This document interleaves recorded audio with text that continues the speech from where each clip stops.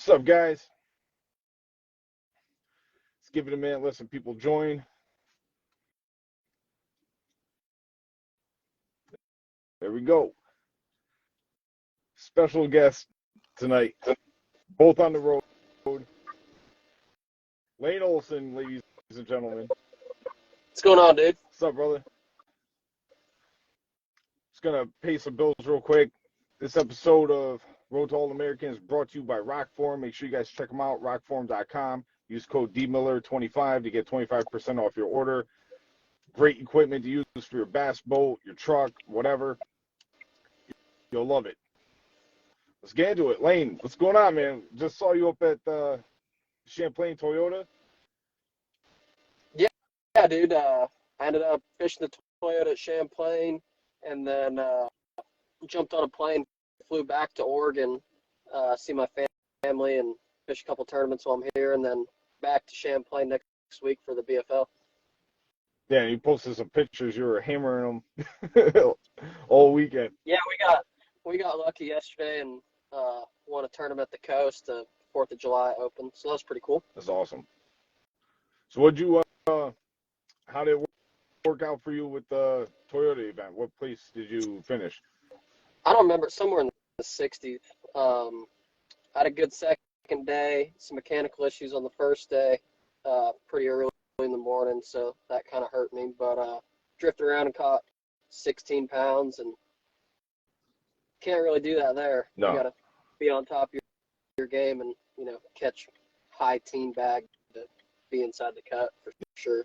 Yeah, 18 is usually like the cutoff. If you get consistent 18 days, you're in good shape. Yeah, I figured if I could catch 18 to 18 and a half a day, I'd make the cut. Yeah. Can't do that. Yeah, no. Can't not catch that. So.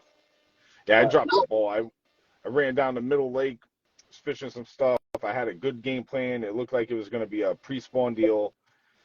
I guess the weather stabilized those few days, and then the fish moved. And I combed that whole area for beds. Couldn't find any beds, so I knew they were pre-spawn. They went to they took their mind off eating and went to mating real quick. So I was able to scratch together like 14 and change on day one, trying to fish on the fly. And then day two, what I found on day one gave me a good game plan. I was like, you know what, I could probably pull off 18, 19 pounds and be in good shape for at least a check. And didn't pan out. Then nothing worked out the early morning. I made a drastic run from Middle Lake to Rouse's Point, and that didn't work out either. My plan B is what it is. It's fishing. Yeah. No, I stayed kind of close to the ramp both days. The water temp was actually really shocked me. I had one day of practice, and man, I don't know, like down south, kind of like where I like to spend a lot of time, the water temp was like mid-40s, at least where I went, and that seemed pretty cold to me. So I kind of went up north a little ways and found some fish going. Yeah. Early morning, the water warms up quick, but those fish, even the ones I was catching in practice, I was getting like 64 degrees in the area I was fishing anyways. 64 is like the average. But when you got those fish, when you got them on the boat, they were freezing. They were really cold. So they were just starting to move up probably from the deeper water. Yeah, for sure. So how's the season been going for you? What have you been fishing outside of the invitationals? Fished a few Toyotas, then that's pretty much it. Oh, I'm fishing the MPFL as well. That's been going all right, I guess. So invitationals are cool, fun. We got to go to Mississippi River, I think in a couple, 2 or 3 weeks. So that should be good. Yeah. Excited to get up there. Go throw a frog around. There you go. What pool are you going to go to? We're going out of lacrosse, so it'll be 7, 8, and 9. Gotcha. So I'll probably end up staying in 8. That way I don't get locked out. Yeah. I've heard about that happening to anglers up there. Yeah, getting stuck in the yeah. blocks. Between there and the Tennessee River, I got locked out this year at I walked from Pickwick to Wilson on day one of the NPFL, and I had a pretty solid bag Oh, and did not make it back to weigh-in day one. that's the worst. Yeah, I watched. No, There was one Bassmaster event there. I think it was the one Ish won a couple years ago, and I was like, dude, I gotta go to this. I'd never been there, so I really want to go. But Proznik, he was putting on a clinic all day long with the frog, with like a little, like a 3-inch frog, 2.5, 3-inch frog. yeah. That's heaven for me. No, they're up there, man. You don't know, like when one eats it, you don't know if it's going to be a gremmel or pike or a bass. Yeah, There's all sorts of stuff in there. yeah.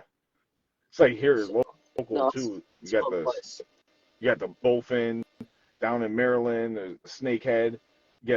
Oh yeah. You get in Connecticut. It's more like on the lakes. You get the pike and the muskie. Right. So frog fishing could be fun and could be bad at the same time. Yeah, them snakehead things, those things are crazy looking. Yeah. You catch a bunch a couple weeks ago when you were down there? I caught one at the Potomac. A couple of my buddies, they caught a handful too. Yeah, they're crazy fish. My one of my buddies, he lives down there. He goes at night with I think it's a pontoon boat with the lights on it, and they do the bow fishing for him. Yeah, I would totally do that. Everybody says they're great eating. I don't know. Looking at them, I'm like, I don't know if I want to eat one of these Yeah, we things. never ate one of them things, but they'll kill your frog for sure. Yeah, I've lost a couple frogs of them. Yeah. So what's next for you is the same for me. We're both going back to Champlain for the BFL for the Northeast Division. Yep. Snake was Lane's nickname in high school. Jesse Parks. Oh. So we're both going back to Champlain, and we're doing but you're not fishing the whole trail, obviously. You're just cherry picking.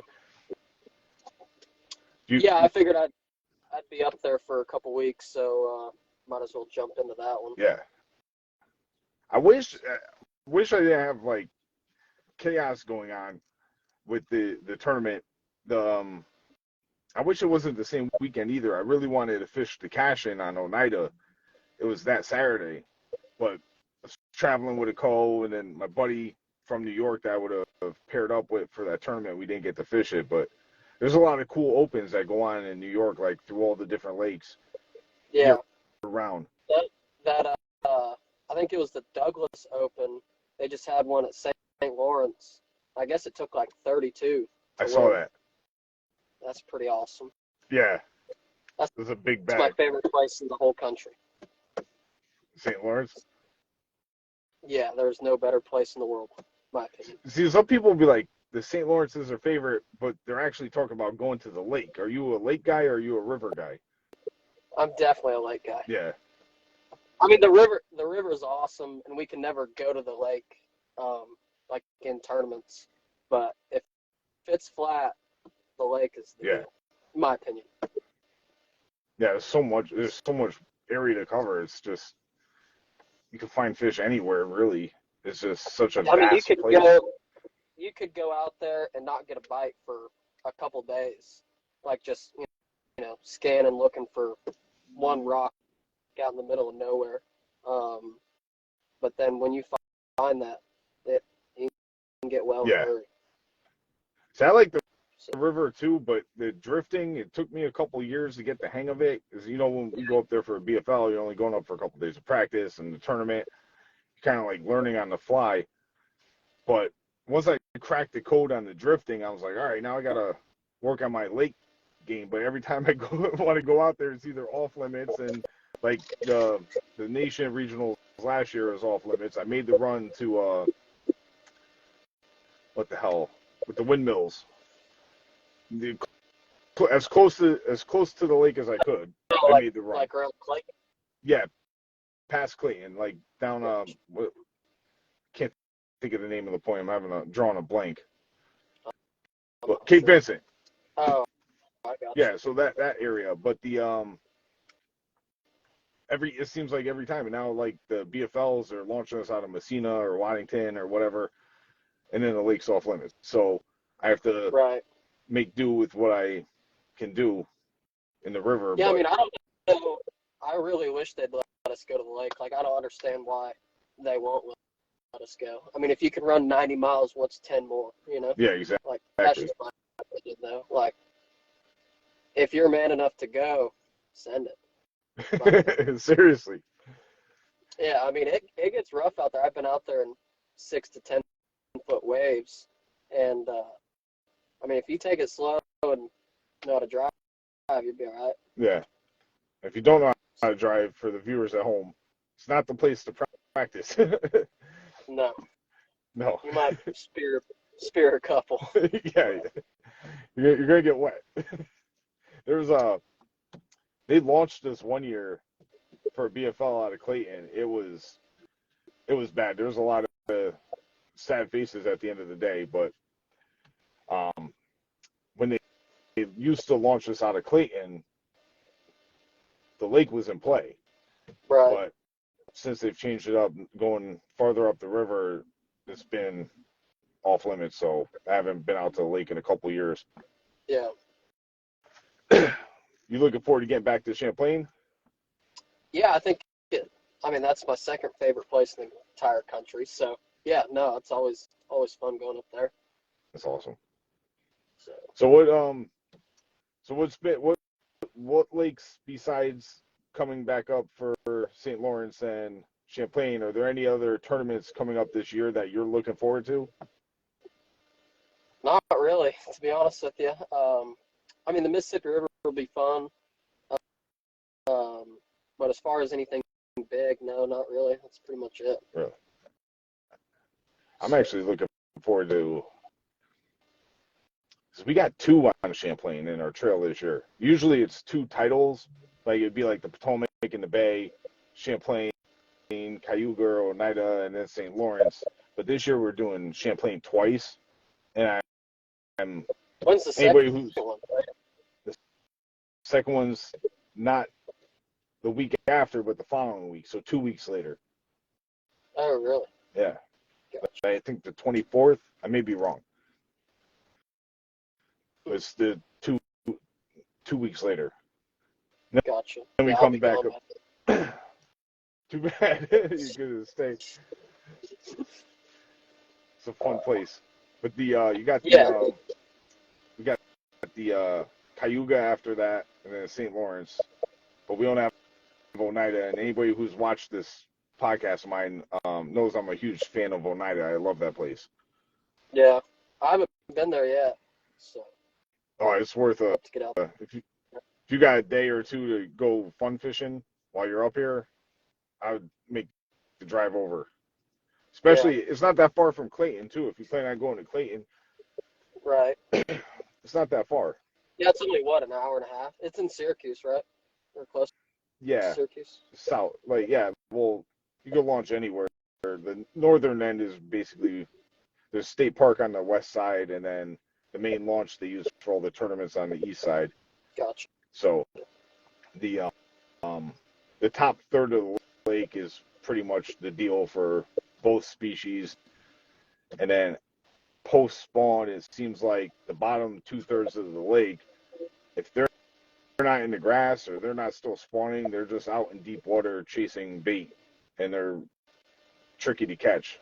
So, Yeah, because they're there one day, they're gone the next type of deal. So, right. but you see all Sounds the about giant. Champlain. Seriously, the offshore deal Yeah. is because it's like deep water on Champlain is like, you're fishing 40, 50 feet. Deep water Right. on Cayuga is like 400 feet. So it's like that bottom, I'm telling you, the bottom 2/3, you look at the map, you're like, what? It's like Yeah. an old glacier lake. Huh. Oh, that's pretty cool. But the whole top third of the lake, I'd say, is like a giant flat that's like 15 feet deep. So, and Gotcha. it's state like the docks, how it's like super shallow near the docks. Like if you got on that deal or pads, it's kind of sets up like some of the bays on Champlain too. So you kind of feel like you're at home if you're familiar with Champlain going there. Right. So. Yeah, I'll have to go check it out. For sure. Yeah. Got an interesting question for you. I've been asking everybody. What's like been your go-to technique this year? Man, I'm like coming from the West Coast. I like to throw a big bait a lot. So anywhere from a 6 to 10 inch, either if it's a soft swim bait or a glide.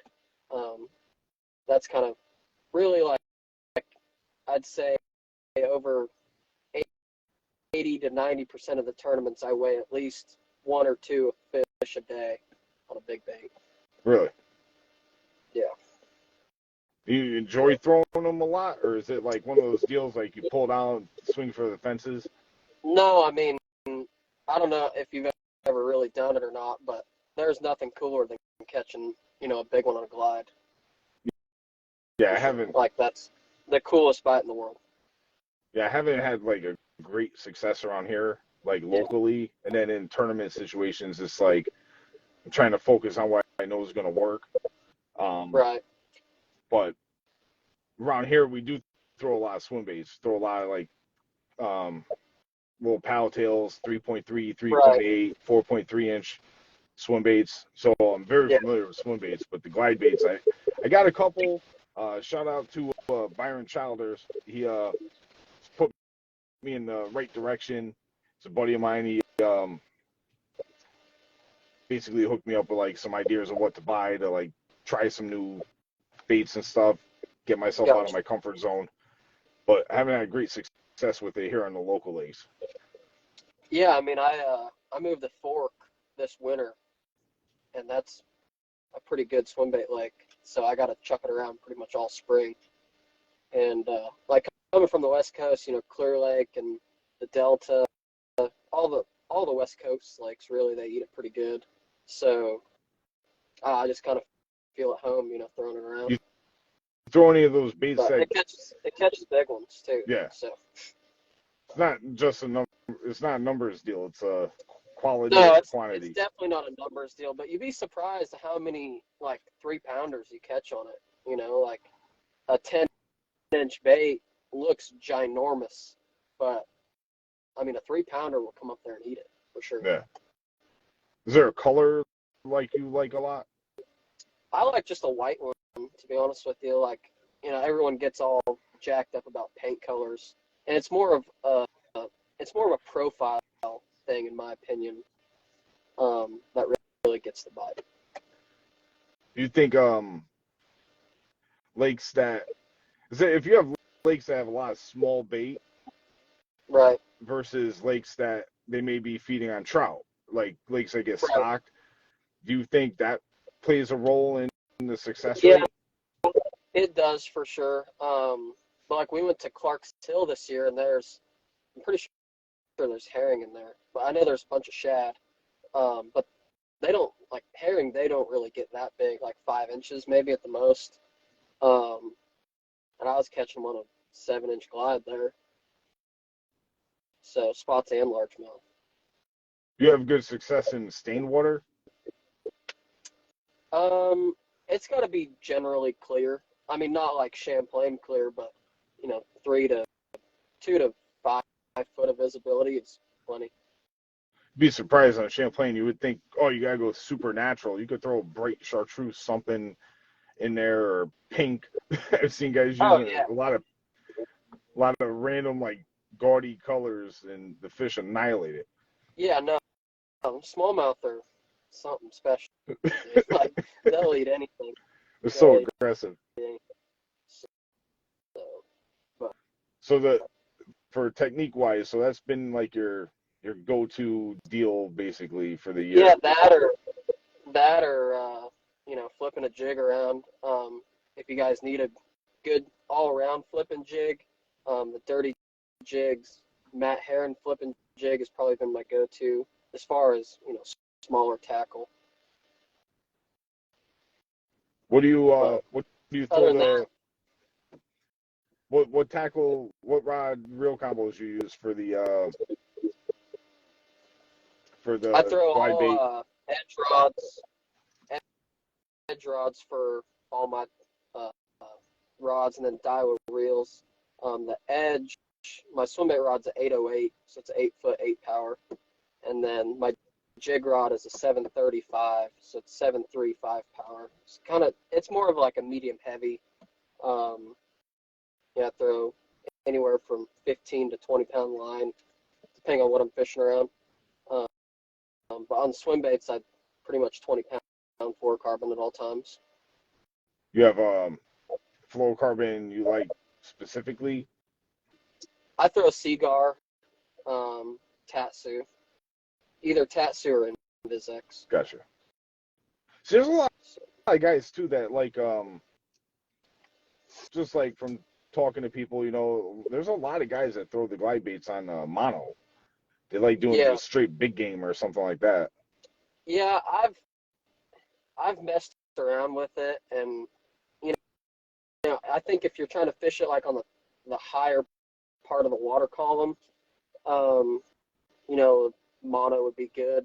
But I think a lot of the reasons why people throw it on mono is for the shock absorption, like when you're casting it. But a lot of people don't realize when you're throwing a big bait, if it's 5 to 10 ounces, when you throw it out there, you don't really try to whip it out there. Like if you do, that's when you cast them off. So really you want to just kind of lob it slowly out there. And you can cast it a lot further lobbing it. Yeah. So I got a brand new Hinkle, and the first day I took it out, I was with my buddy Andrew, and we were catching them off this point, big ones, and I tied this Hinkle trout on there, or Hinkle shad. It's like an $800 bait. Yeah. First cast, I smack it against this trolling motor and break the thing in half. First cast. First day I ever had it. No good. Oh, no. That was going to be a follow-up question. It was like, are you one of these guys that own one of the mortgage payment glide baits? Or Yeah, that's new payment on my boat. Now it's in the bottom of Lake Fork somewhere. No good. Oh, no. No, I see some of these guys, like, shout out to Milliken, too. I don't know him from a hole in the wall, but he's tearing it up on the Bassmaster EQs. But he's a huge glide bait guy. I know he's like talks a lot about those like crazy expensive ones. I don't know if I could get myself to grips with that. That's a lot of money. Now he stomped all them guys on a glide at Toledo. That was pretty cool to watch. Lane, we got a question. What was your biggest largemouth caught on? I caught on an Alabama rig at Lake Fork. There you go. What swim baits were you using? Kitech 3.3s. Gotcha. Yeah, Kitech, the X-Zone deal, what's the other one? The one that the Yamamoto one, those are all staples up here in Connecticut. And then Northeast. There's a lot of brands that make swim baits, the paddle tails. I think they all like work pretty good. Yeah, I mean, I've always thrown a Kitech, and I mean they all work just about the same. To be honest with you, you could throw a Strike King Rage Swimmer on there and catch just as many as a Kitech would, in my opinion. I've seen guys doing like crazy stuff with the A-rigs. As in the BFLs, you're allowed to use them, but you're only allowed 3 hooks. So I've seen guys do a lot of crazy stuff with like the dummy, use those little hitchhiker things, a little screw lock to do dummy Kitechs, and put like multiple, like, so instead of having a bunch of willow leaves, so I have like the top 2 will have like 4 or 6 like 3.3s, and then the back one would be like a 4.3. I've seen guys mix and match like all types of stuff and have good success doing it. Yeah, my A-rig setup's pretty simple. I put 2 dummies on the top, and then bottom 3 all have the same swim bait on it.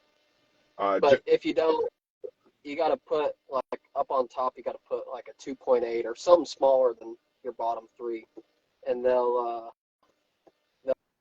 eat it all, or they'll eat the bottom 3 almost every time. Got another question for you. Do you use active target when throwing the A-rig? Sometimes, but most of the time I'm just throwing it around points and stuff. It's a good. I've had better luck with the A-rig in the fall, to be honest. Me personally, seems like it's a fall deal. Like whenever you see guys using flutter spoons or something, it's like, okay, I'm gonna pull out the A-rig, throw something different, and that seems to be the deal. Like October, especially up here in the Northeast, it's like different. I mean, guys on Florida or something like that is something they could throw all year round. Yeah. So it's the same thing here too. It's like it seems like certain lakes, like a jerk bait, is a seasonal deal. Once it's like post spawn, they don't want the jerk bait for nothing. Yeah, I mean, the A-rig's kind of, for me at least, it's kind of a wintertime, like late fall to early spring type deal. I don't even have, like, we can't throw them on tour, so I don't even have one in my boat or in my truck right now. Gotcha. So. What's your PB small leaf? 613, almost the same. Nice. Lake Ontario? Yes, sir. That a boy. Yeah. I No, broke 7. I got I haven't broke 615. 7. That's my goal. Yeah, I got 615 in Clayton on a drift. It's a big one. Yeah, this thing had it looked like a lobster. Me and my buddy fished a buddy tournament out there. Pull up to this rock pile, flip out, drift it. We didn't get bit like the first couple times, but I've caught fish there in the past, same time of year. So it's like last day of practice. I'm like, bro, let's go hit that rock pile one more time. So we leave Clayton again. We go back up to the rock pile, fire the drop shot out, drift it, catch the fish. Like, oh my God, why did I even come back here? I should have just came here during the tournament. Land the fish, and it had a lobster in its mouth. It had like the antenna of the lobster, the crayfish. The antenna were sticking out like 6 inches out of its mouth, and all you saw in its mouth were 2 big claws. Huh. I'm like, and you're still eating. That's why those fish get so big. They don't they play eat around. gobies and crawfish all day. Gobies and crawfish. What do I? It's like surf and turf for the best. Yeah, I didn't think they ate the gobies for a long time because you never see them spit up in your live well or anything. And then last year I caught one and it spit up a goby on the front deck. And I was like, I guess they do eat them. But I've caught fish up in Messina. I didn't think they did. I've caught some up in Messina that have coughed up like some type of like these little like needle looking baits or bait fish. I don't know what species Like a they are. needlefish? Huh? Like a needlefish? No, it's like these like little needle sized baits or bait fish. They're like 1.5 inches long, like really small. And like you get them to the side of the boat and there'll just be like a cloud of them like come out of the fish. You know, they cough up like during the fight sometimes. Right. I don't know what species they are, and I don't know what's spawning that late in the season, in like September, October, for those fish to be hatching. It doesn't make sense, but I've never had that happen near the lake. It's always been up in the Waddington, Messina area. Yeah, I have no idea. Yeah. So what else you got on the agenda?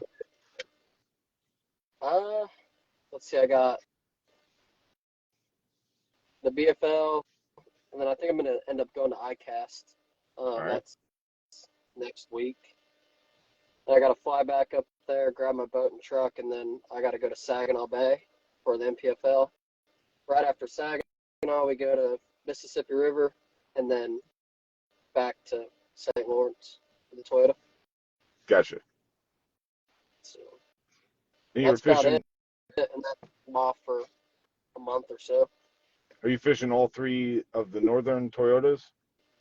No, I'm not going to fish. I'm not going to drive back up for the Potomac. I got another tournament I got to go to. Okay. Yeah. So, Sorry, it seems like like to. I'm cutting you off sometimes. It must be like the lag with Instagram. Go to ask a question. Yeah. I It's interrupt all you. good. Yes, Oh, this isn't live in a studio audience scenario. We have it's real world. We're in our trucks, traveling, doing this tournament thing. So it's the real life behind the scenes, basically. We both run Phoenix. What boat are you running this year? I'm running a 920 Elite. Same as me. Yeah. No, I love it, man. You know, I I got buddies that have the 21 footer, and it's a great boat. Don't get me wrong. But as far as, I'm not a very tall guy, pretty little. So a 20 footer's fine for me. And, most of the time I'm fishing by myself. Every once in a while I have a co-angler with me.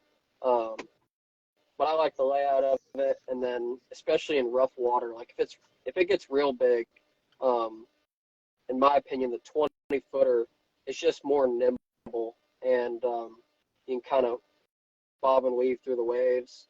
And then when it gets slick calm, I'll smoke a 21 footer in a race. Yeah, I love the 920. I was actually talking to my boat was actually for sale in October, and it just never got sold. Yeah.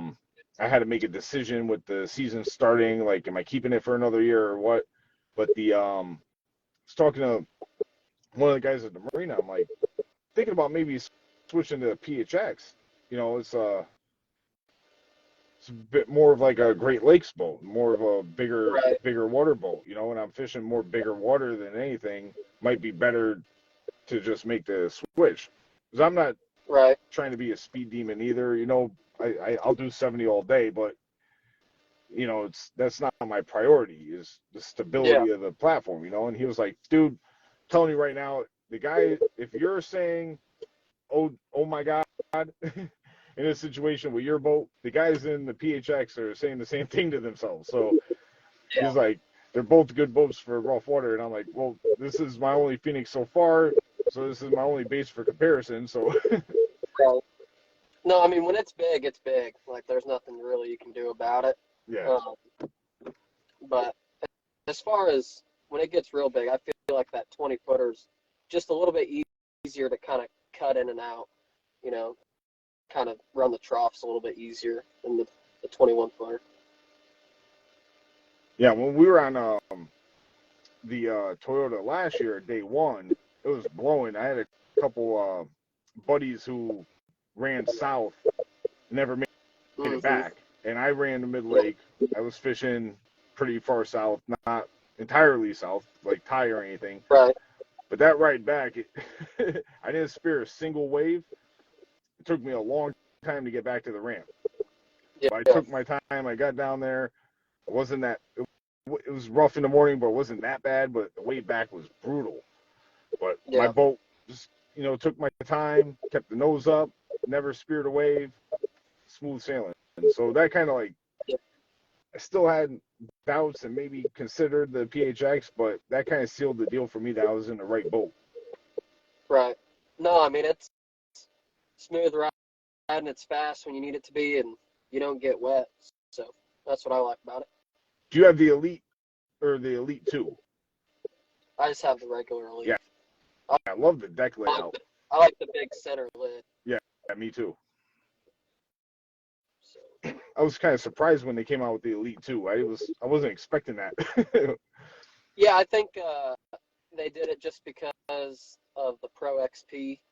They got rid of the Pro XP and basically threw that deck layout in the Elite,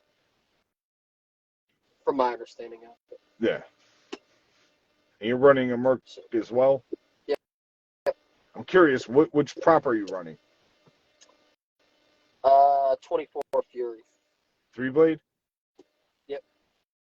See, I switched to the 23 pitch. How many RPMs? Like 70. I took a screenshot the other day because I'm sending another prop out to Croxton to get blueprinted. Yeah. But I think it was like 60, 70 RPMs at 72 miles per hour. That's pretty good. But the whole See, shot I'm I only felt was turning. better. I'm only turning like 57 to 5,800 RPMs, but I'll run 72 to 74. Yeah. I I lost a lot of by myself, speed. I can run 73, 74. I lost a lot of speed when I switched to lithiums. Yeah, These birds really like the weight in the back. right. Lost like 4 miles per hour, plus or minus. Yeah. No, I put sandbags in the back of my last boat to see if that made a difference, and it really didn't. So I don't know. I got lithiums in mine too, and last year I just kind of had some weight issues with only running 3 batteries in the back. But this year I added an extra uh, lithium cranking battery, and I think that kind of helped even it out. Yeah. See, I did So, I started off with 3 wet batteries, 31 group for the trolling motor, then 31 group North Star AGM for the cranking battery. 2 years ago, the trolling motor batteries crapped out, so I switched to lithium. Felt like I lost like 2 miles per hour from that switch, and then this year when I decided to keep the boat, I was like, I'm just going to get a new battery so I have peace of mind. I switched to lithium, and I lost another 2 because I used to get 76, like would be my average. Now I'm yeah, down to 72, so it's like I'm blaming it on the batteries. But this is the way the yeah. I boat mean, balances. right. Yeah, I mean, the higher up you can get your nose, the more speed you're going to get. Yeah, So, but I mean, if you run a 4-blade, you can get more lift out of it, but it's not as fast. yeah, So, yeah. My last boat I ran a 4-blade Fury. That was a fantastic prop, but yeah, I've yet to. I've kind of taken the with 70 miles per hour average being like, and I'm consistent there, and I have a great hole shot. It's been handling good in rough water. Uh, so I want to jinx myself going back to Champlain this week. So the right. but the 4-blade was definitely a great prop for handling, and but the 3-blade I took the approach, if it ain't broke, don't fix it, and just stick with what I have. Right. Yeah, no, I mean, all in all, it's a great boat. So, as long as it gets me from where I need to go to back to Wayne, we'll be all right. There you go. So, So what do you think it's going to be how do you think this is going to go for you for next week? You don't have to give out any hints to any possible competitors on here. So, but no, I mean, it's Champlain. Um, you're probably going to take 21 to win. So, I don't really know what it's going to be. There's probably going to still be some spawners like there was um, last week, I would imagine. It could still be won with spawners. Um, I hope not. I don't really like doing that too much, but I'm not too sure. I mean, I don't think they'll quite be out deep yet. Like, you could probably catch some in, 15 to 20. I don't think they'll be out like 30, 40 foot. They could be. Smallmouth have a mind of their own. They swim around all over the place. So, I'm hoping to just completely show up and just have complete post spawn concept in my head.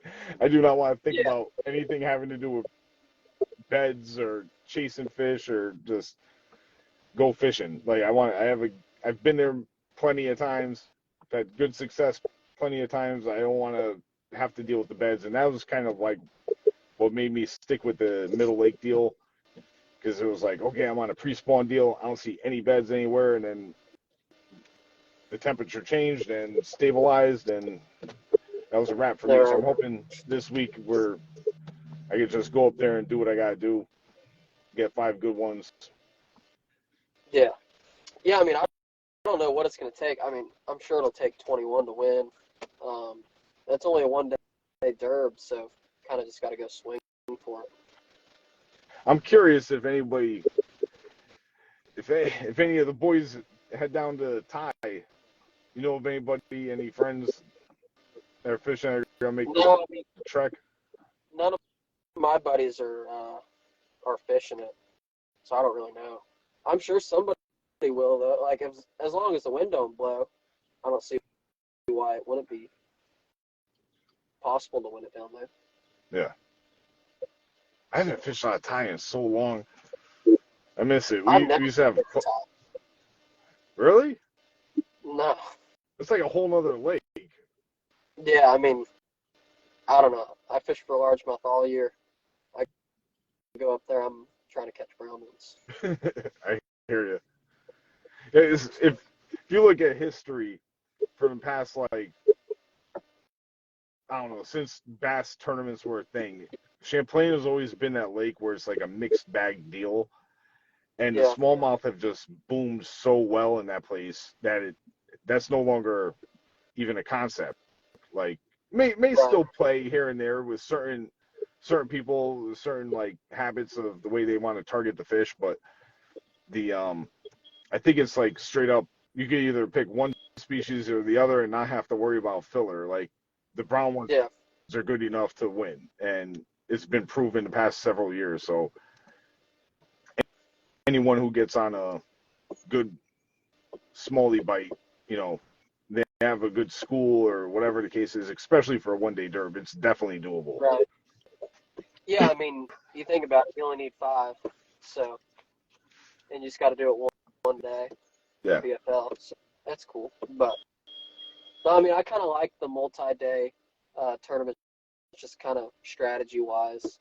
But 1 day shootout, I'm always in for that. Do you have being that you fish like 2 pro circuits, right? The Yeah. Invitationals and PFL. With the events like the BFLs, the Toyotas, do you think, because you like to fish, you want to go out there and compete as many tournaments as you can, because it's whether or not you win or lose, it's practice and it makes you a better angler at the end of the day. Yeah. But do you think there should be like any type of limitations or cutoffs for the Toyotas or the BFLs? Like whether anything, I've seen discussions from people saying like, oh, the pros shouldn't be competing in these because these are for the guys trying to go pro, or maybe cutoffs where like there's an off limits period leading up to some of these events. Yeah, I mean, I don't know. They did that with the Bassmaster Opens this year of, not letting people practice for a month or whatever. I think that's good just because, like I've noticed, especially in the invitationals, last year we only got 2 days of practice, and it didn't really give enough people time to go find a bunch of stuff. So you kind of just had to fish more on the fly, I feel like. So like with 5, even, I mean, some people are practicing for 5 to 10 days. That's a lot of time, and it doesn't always help you either. Like, in my opinion, if I just had 1 day of practice, I'd probably do better I'd probably do better, having 1 day versus 3 days. To be honest, like, because you just kind of find one thing and just stick with it versus, oh, I got something over here and then I got something 50 miles over here, and I don't know. Like, I feel like I do better when I just kind of fly by the seat of my pants. Yeah. But no, I mean, I don't see an issue with, if you want to go practice for a month and you have the time to do that, that's great. But no, I mean, I don't think that the tournament should be cut off from, guys that are considered pros, but that's just me. I don't know. I mean, me as, somebody who's, I would love to qualify for the Invitationals. That's not my goal right now. My goal is to make it to the All-American. But I want to compete against the best anglers I can. I want to. Yeah, I mean, I want to be in that mix. Yeah, like if you want to go and fish against guys that don't get a fish a bunch, and I'd rather go fish against everybody, the best guys out there, because you're going to learn something from them, like that's just kind of how it is. And see what they're doing or whatever. And not necessarily like where they're fishing, but like, you get to talk to those people too, at the weigh-in or whatever. And, they might say something that, helps you out at some point. If you don't want to fish against those guys, go, fish the Tuesday night or whatever and have a good time. Yeah. But no, I don't see an issue. Like, I wish all the Bass Pro Tour guys would come fish everything. Yeah, it was awesome last year. Was it last year? Last year, I was like standing in line at the tanks that had like Littner to my left, Iconelli to my right, another guy like going up to the tank. I'm like, this is cool situation right here. No, and I mean, you talk to all those guys, and they're just normal people, most of them are pretty cool to chat up with. So, no, I don't see an issue with them guys fishing anything. Yeah. No, I'm always for that, but I do kind of been teetering on this whole, like, because of what you said, what Bass did this year and what some other organizations do, having a cutoff for practice, like dropping it down, like maybe like from Saturday to Wednesday is your practice, like you get 5 official days, and the couple weeks leading up to that, it's off limits. I'm kind of digging at. I also think it might be better for the fisheries too. 100%, yes. Like, if you could go out there, like, I really think that you should be able to have 3 days of practice for a Toyota, or 4 days, even 5. But a lot of these places, they don't take pressure. They're very good. So if you have 200 boats on a lake for 2 weeks straight, by the time the tournament comes around, I mean, it's going to suck. Like, yeah. I mean, I don't know. Like, we went to Lake Eufaula this year for the Invitationals, and I don't know if there's 20 bass in the whole entire lake. And I mean, there was guys, people caught them still, but, the first day of practice was really good. And then by the first day of the tournament, man, it got tough. And not just because, your one little area dried up or something, like, one person goes into an area and catches one, then leaves. Another person comes, and that happens 150 times or however many boats there is. It's just, a lot of these places just can't take the pressure. Yeah. So, I mean, like Champlain, it's so big, people really spread out. That's what I like about it there, is almost every time that you're, like, driving to a place to go fish it, you get to go there. Like, there's nobody around. Or nobody on the exact spot you want to go to. That's kind of the cool thing that I like about it. It fishes big, and a lot of other places, it could be a giant lake, and only, a third of it really plays. Cayuga. So, yeah. There, the Potomac fish is pretty small, too. The Bay, yeah. the Bay and the Potomac. The Bay and the Potomac, there's tournaments I fished where you go, it's a community hole. I'm not giving out any secrets. Behind the island at Belmont, if there's a 200 boat tournament, there's 125 boats behind that island. And you could, like, literally jump. You could, with a running start, be able to jump from boat to boat. It, like, hopscotch across the boats. This year there was, like, 3 boats in Belmont for the Invitational tournament. I don't even know if there's that many. Maybe 1. And we're there. Didn't get caught on it. No. The water was kind of dirty in there. Usually it's pretty clear. But it was pretty muddy. Yeah, sometimes you could get really good visibility, especially if the weeds come up early. And then back to that creek in the back there.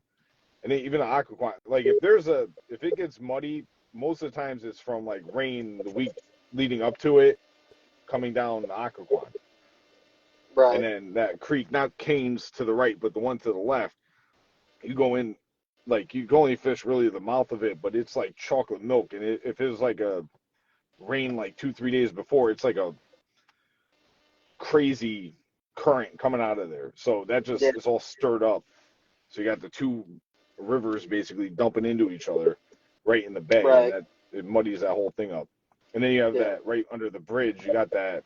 There's barges that'll like turn around and stir up the whole thing too. Right. No, the Potomac's cool too. That place is crazy. I really like that place. I really like. I like the deal with the Potomac that with all the creeks, where if you get on something, you want to go explore, you want to go check this creek, go check that creek, and you have like a history there and you know what you're looking for. Chances are, if you run into a creek and you make any type of like a little bit of run, you're probably gonna be by yourself during the tournament. And Yeah. If you, especially if you have confidence in something and you're trying to like stay away from the crowd, you'll have the place to yourself. You don't even have to worry about pressure. You just light them up. I've had great days. Same thing with the bay too. Yeah. Because a lot of guys like Yeah. with the bay, they stick with the flats. Right. If you run I out, haven't been to the Bay, but I've been to the James last year. That was a pretty cool place too. I like the James better than I do the Potomac, just because it's bigger and there's more area to fish. I love the James. It's so cool. I twice down there, I like just fish in the area and then boom, 7-pounder, boom, 8-pounder. I'm like, this is fantastic. Like, 'cause they mix, I guess they put the Florida strain in there at some point, but there's a lot. You got to filter through a lot of 12 inchers, but you have the shot at running into a big fish. And that's it adds to the fun and why we all fish. Yeah. No, it's a pretty cool spot. But, no, really, like all the northern fisheries, like I always look forward to going up north, in the summertime. So everywhere else is too hot. Yeah, seriously. It'd be cool. You'd be surprised. September, you're wearing like 3 layers up on the St. Lawrence. It gets chilly fast up there. Oh, I know. Break out the cold gear. Last year in the Toyota, it was cold up there. Real cold. Yeah. It's like, I don't know if it was 28. I want to say it was like 28 degrees one morning. Yep. We launched. It's cold. You got frost on the deck of the boat. Oh, yeah. Oh, yeah. Everybody else is sweating like crazy. Yeah. The rest of the country, and we're all bundled up in like the end of summer. Oh, yeah. So when are you flying back to New York? I got to fly out Wednesday morning. So I'll be there Wednesday afternoon, and then practice Thursday and Friday. Tournament Saturday. What's up, Jason? Another viewer chimed in. Well, yo, dude, thanks for coming on. I appreciate it. I want to shout out to everybody, that's been watching this. It's been great. I'm really enjoying doing this. Had a lot of great feedback. And I want to make a point, too, is how I met Lane. It's having a boat issue, mechanical issue with the motor. And he had something going on with his boat, too. And we met at a marina. And he was throwing me like some 2 cents, like check this, check that, stuff I couldn't figure out. And, the camaraderie amongst anglers, like that's a great thing, people helping each other out, and that's how I met Lane. And shout out to Lane for making sure another angler is good to go. But but Lane, safe travels, man. Thanks so much for joining me tonight. And I'll see you this week. No, thanks for having me on, and good luck this weekend. I'm sure I'll see you. Yeah, if you want to do any shout outs or anything, shout out any of your sponsors or anything. Yeah, huge thanks to everybody that supports me. Edge Rods, Pavilion Construction, a bunch of construction companies help me out throughout the year. Dirty Jigs, Nichols Lures. Without them, I couldn't do what I do. So huge shout out to them. And let's go try to catch some bass this weekend. All right, brother. I'll see you this All right, week, we'll see, man. man. Good seeing you. Later. Later.